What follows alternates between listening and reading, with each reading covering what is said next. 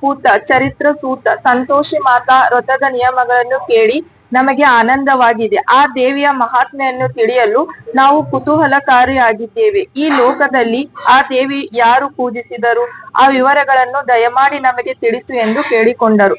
ಸಂತುಷ್ಟಾತ ರಂಗನಾಥ ಸೂತನಾಗ ಶೌಕನಾದಿಗಳಿಗೆ ಕೇಳಿ, ಪೂರ್ವದಲ್ಲಿ ಶ್ರೀರಂಗಪಟ್ಟಣವೆಂಬ ಓರ್ವ ನಗರದಲ್ಲಿ ಓರ್ವ ಸ್ತ್ರೀ 7 ಮಂದಿ ಮಕ್ಕಳಿದ್ದರು. ಅವರ ವ್ಯವಸಾಯವೇ ವೃತ್ತಿಯಾಗಿ ಉಳವಾಗಿದ್ದರು. ಮೃತ ಭಕ್ತಿಯೊಂದಿಗೆ ವಿವಾಹವಾಗಿತ್ತು. 7ನೇಯವನಿಗೆ ಚಿಕ್ಕವನಾದ ಶ್ರೀಕರನಿಗೆ ಲಗ್ನವಾಗಿರಲಿಲ್ಲ.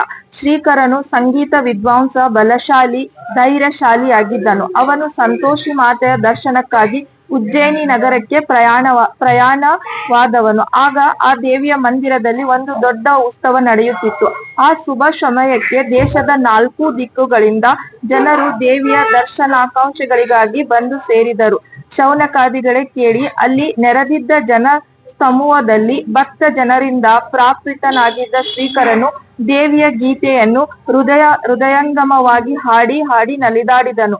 ಅದನ್ನು ಕಂಡ ಜನರು ಆನಂದವನ್ನು ಹೊಂದಿ ಅವನನ್ನು ಕೊಂಡಾಡಿದರು. ಆ ಸಭೆಯಲ್ಲಿ ಕುಳಿತಿದ್ದ ಸತ್ಯವತಿ ಎಂಬ ಕನ್ಯೆಯು ಶ್ರೀಕರನ ಮಧುರಾಮೃತವನ್ನು ಪಾನ ಮಾಡಿ ಮನಸೋತು ಅವನನ್ನೇ ಪತಿಯೆಂದು ಭಾವಿಸಿಕೊಂಡಳು.